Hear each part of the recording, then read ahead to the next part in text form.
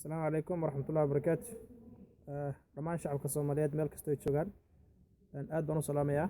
Waa aniga oo Cabdiqani Macalin Yuusuf Gaaciye oo halkan idinka leh ummadda Soomaaliyeed dhammaan Ilaah subxaana wa tacaala waxaan uga baryanaa qalbigooda la isku soo dumo uu dhexdooda naxariis iyo wanaag iyo kalgacayl iyo jacayl uu geliyo.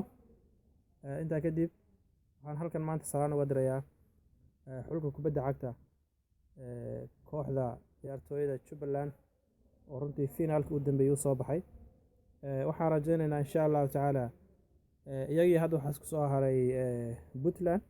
Waxaan rajaynayaa Puntland inay iyagu maxay ahayd koobka ay ka qaadaan. Marka always waxaan leenahay markasta aniga dhanka Jubbaland ma taageersanahay FIFA Jubbaland.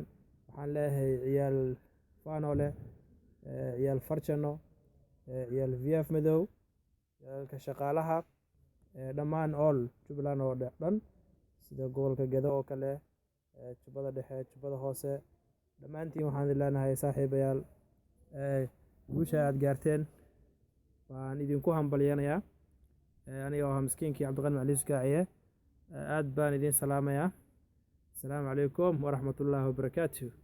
All ummadda Soomaaliyeed ciyaartooyda qaranka Soomaaliyeed reer Banaadir laftirkiina waa islaatiim adag baa tihiin laakiin yaa idinka idin taageersanaa markii hore laakiin yaa waa idinka leexatay marka aad baan idin salaamayaa. Salaam ummadda Soomaaliyeed dhammaan meel kasta oo joogtaan nabadda iyo wadannimada iyo wanaagga iyo midnimada Soomaaliyeed ha laga shaqeeyo. aad baan idin salaamayaa dhammaantiin.